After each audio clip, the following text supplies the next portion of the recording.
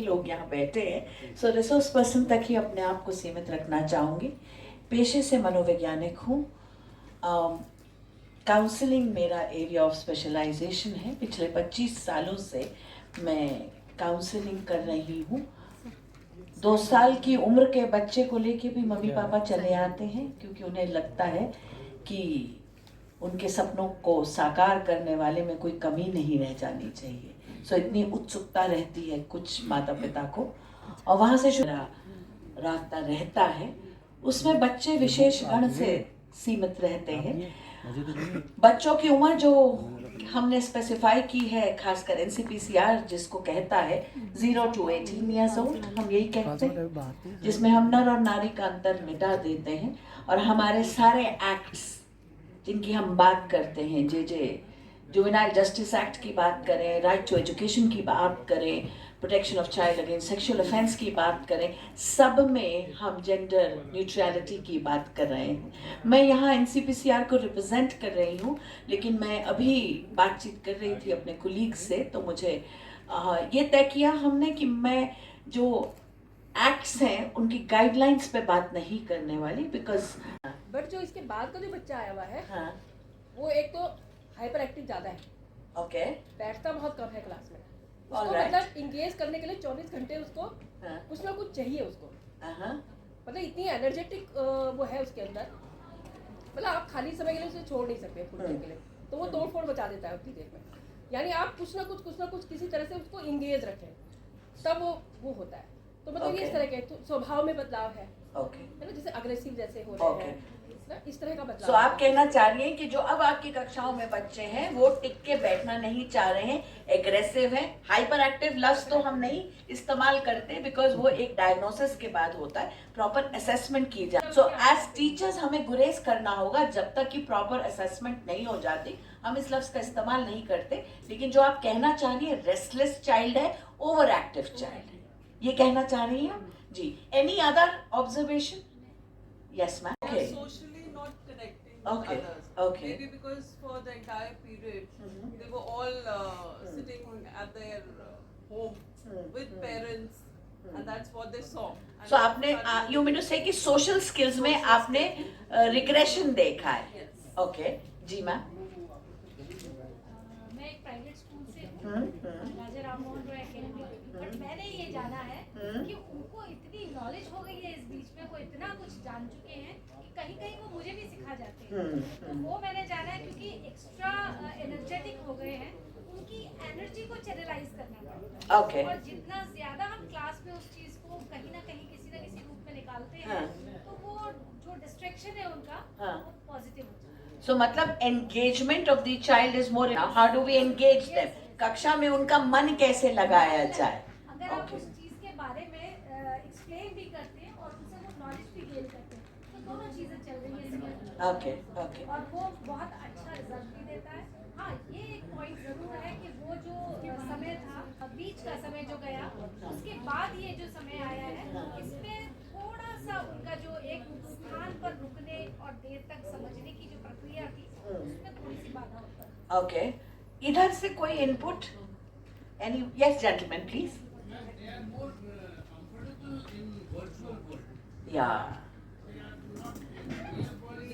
They are They are more comfortable in the virtual world. Okay okay, yes They don't want to write as they made for the PDF. I And no. their handwriting has been a disaster now because they have left the practice of writing. Alright, okay, so yeah, yes ma'am. Ma'am, I'll also add to this that the communication skills, I can see, there has been a little change there. They are unwilling to speak. We need more encouragement. Earlier, when children came to class 11, they were more willing to share. Okay. When they come back after the COVID period, there is a little inhibition. Okay. It takes time for them to come out of that share. Okay, so I'll just see, all this is identification of where the children are getting into groups, working together, and slowly and gradually we can see that difference that they have started mingling with other Okay. children as well. Okay, so हम chalk and talk उन्हें वो ज्ञान दे पाते हैं जो हम देना चाहते हैं। और काउंसलिंग जो आप कहते हैं ना, सब लोग कि काउंसलिंग करते हैं, काउंसलिंग करी, counselling I take objection to it, I am sorry, because ये बहुत एक साधारण काम नहीं है। मैं ना ही इसे असाधारण मानती हूँ, लेकिन डेफिनेटली एक स्पेशलाइज्ड स्किल है जो काफ़ी पढ़ाई और ट्रेनिंग के बाद ली जाती है। सो जो हम सब यूं ही करते हैं वो बातचीत होती है, उसमें सलाह मशवरा होता है, वो काउंसलिंग नहीं होती। तो counselling is a professional activity which can be taken up by a trained professional. So जरूरत पड़े तो उसकी मदद भी ली जा सकती है, बट डेफिनेटली ऐसे बच्चों को रिडिक्यूल ना किया जाए, सुनने और समझने की क्षमता बढ़ा के इन बच्चों के साथ कनेक्ट बढ़ाया जाए पहले तो। मेरा कनेक्टिविटी बहुत अच्छा है उसके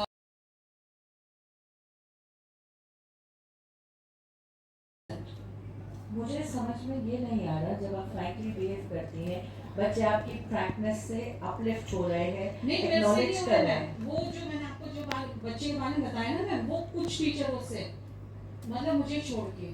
हाँ तो मतलब आई डिड नॉट अंडरस्टैंड, आप अपने बिहेवियर को रिफ्लेक्ट क्यों कर रहे हैं? रिफ्लेक्ट मैं नहीं हो रही हूँ, जैसे वो है वो 10th के जो टीचर्स हैं मैम, उनसे हो रहा है वो, जो 9 10 के टीचर्स हैं ना वहाँ पे, उनसे हो रहा है वो, और वो 9 10 के टीचर वो बच्चे से परेशान हैं। वो English to Hindi, Hindi to English translate नहीं कर पा रहे हैं। मैम ये जो बोर्ड के जो बच्चे जो अभी बोर्ड दे रहे हैं, जो पास भी हो गए हैं और जो अब बोर्ड देने वाले बच्चे, मैम ये ना ऐसे वीक हो चुके हैं ये बच्चे की जो है, जो हम लेक्चर अगर इंग्लिश में दे रहे हैं तो वो नहीं समझ पा रहे हैं, हिंदी में दे रहे हैं तो वो भी ढंग से नहीं कर पा रहे हैं, लिख भी नहीं पा रहे हैं। तो मैम इसका क्या उपाय है?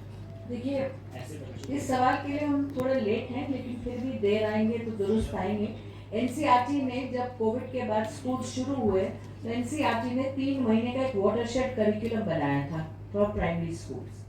हमने ये माना है कि लर्निंग गैप्स आए हैं क्योंकि स्कूल घर तक तो पहुंच गया, लेकिन स्कूल घर पहुंच के भी एक स्क्रीन पे सीमित रहा और माता पिता का योगदान कहीं आया, कहीं नेगेटिव आया, कहीं डेफिसिट आया, कहीं ओवर एक्सेस में आया। सो हम उसको स्टैंडर्डाइज नहीं कर पा रहे थे, but yes education was the only thing that was happening. तो सेंस ऑफ नॉर्मलसी जो बच्चों को जीवन में उस टाइम पे मिल रही थी वो आप लोगों के माध्यम से मिल रही थी। तो क्रेडिट तो बहुत ज़्यादा आप लोग पे जाता है, टीचर्स पे जाता है कि इतने नॉर्मल टाइम्स में आपने बच्चों को नॉर्मल फीलिंग, एक सेंस ऑफ नॉर्मलसी दी।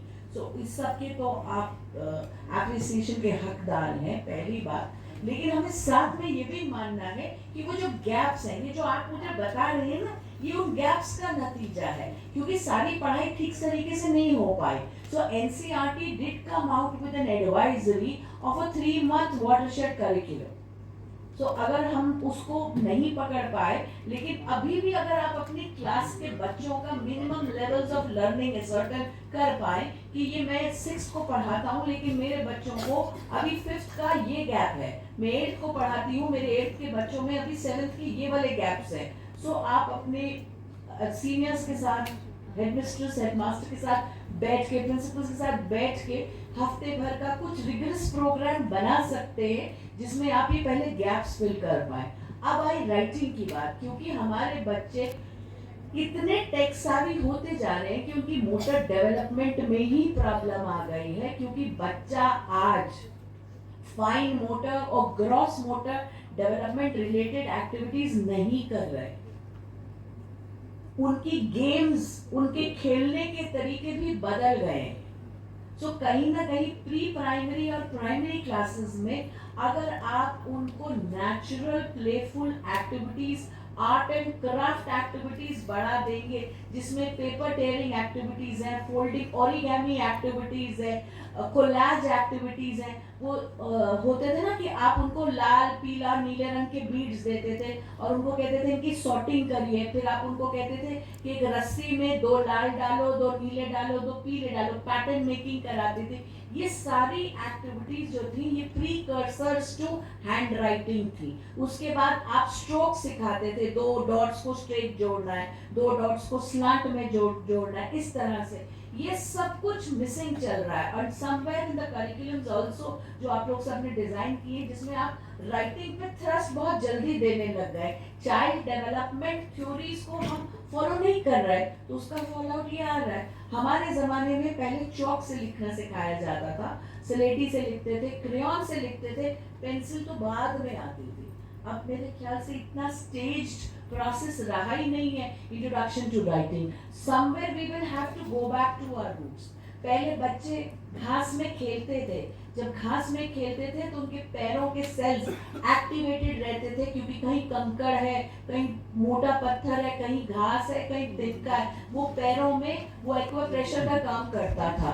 तो पैरों से सेंसेशन ब्रेन को सेंसिटाइज रखती थी. We are missing out on the rightful developmental milestone journey of our children. But आपके पास पूर्णता आजादी है नेशनल एजुकेशन पॉलिसी में. बेसिक पैरामीटर्स के बाद आपको पूर्णता ये फ्रीडम मिलती है कि आप अपने स्कूल के हिसाब से अपनी कक्षा के लिए थोड़ा सा करिकुलम डिजाइन कर सकते हैं. So you will have to get down to those activities. 1 2 हम हैंड राइटिंग को जनरली इंट्रोड्यूस कैसे करते हैं. डिक्टेशन हुई, डिक्टेशन में जो स्पेलिंग मिस्टेक गलत हुआ, right 5 times, right 10 times, right 20 times. So hand writing is a not a pleasurable activity. मुझे याद है गर्मी की छुट्टियों में हमें मिला करते थे 25 निबंध लिखिए, 15 पत्र लिखिए. सो you will introduce writing capsules for them in between a period where they are not spending 40 minutes into writing, where they don't have to indulge in 2 pages of handwriting, maybe 10 sentences, maybe 8 sentences. Then gradually आप उनका handwriting का spectrum बढ़ाएंगे. तब धीरे धीरे in a matter of 6 months, year, depending upon children's own personality also, और developmental stage पे कहाँ हैं बच्चे, तब वो बच्चे वापस आएंगे. जब आप पेरेंट्स से मिलते जुलते हैं पीटीएम्स में, उन्हें इनकरेज कीजिए. आटा गूंद के उसकी लोई दे दें, बेसन को गूंद के उसकी लोई दे दें, मंडवे का आटा गूंदते हैं उसकी लोई दे दें. सबके टेक्सचर फर्क है. उससे बच्चा दिया बनाता है, उससे बच्चा मठरी बनाता है. बच्चों की एक्सरसाइज होती है. बहुत महंगे खिलौनों की बात मैं बिल्कुल नहीं करूंगी. कपड़े लगाने वाली चूटियां होती हैं, उनको कपड़ों पे लगाएं, कपड़ों को उतारें. घर में माँ की मदद कर दें, कपड़ा तय कर लें, अपनी चादर खुद तय करें. These are gross motor developmental activities, बहुत जरूरी है बच्चों के लिए. नजरअंदाज किया जा रहा है. और वो समस्या ये है कि हाँ, समस्या बच्चों में नहीं है. बच्चे तो जिसे कहना चाहिए कोरी मिट्टी है, जैसे हम कर देंगे उस खाली कैसेट में जैसा रिकॉर्ड कर देंगे वो चलेगा. पर यहाँ समस्या वो उन बड़ों की है जो ना तो अपने बच्चों को समझते हैं ना हमें समझ पाते हैं. समस्या यहाँ आ जा रही है क्योंकि वो सीधे बच्चे के मुंह पर ही टीचर का इंसल्ट करते हैं. ये एक आम समस्या दिखाई देगी. और उसके साथ ही जब वहाँ समझाया भी जाता है कि ऐसा नहीं है, अगर आप ऐसा करेंगे तो आपके बच्चे पर क्या इसका इम्पैक्ट जाएगा, तो वो अरे हमारा बच्चा तो सही रहेगा. लेकिन जब आपका बिहेवियर ये है, एक ना एक दिन वो उस चीज़ को अपनाएगा. और ये तो कटु सत्य है, सार्वभौमिक है, ये तो बदल ही नहीं सकता. खरबूजे को देखकर खरबूजा रंग बदलने नहीं लगता है. मैं हूँ, मेरे साथ भी ऐसा था. मेरे अपने बच्चे थे, मुझे देखते थे, क्योंकि हाँ मैं थोड़ा सा नियमों का पालन करने में विश्वास रखती हूँ.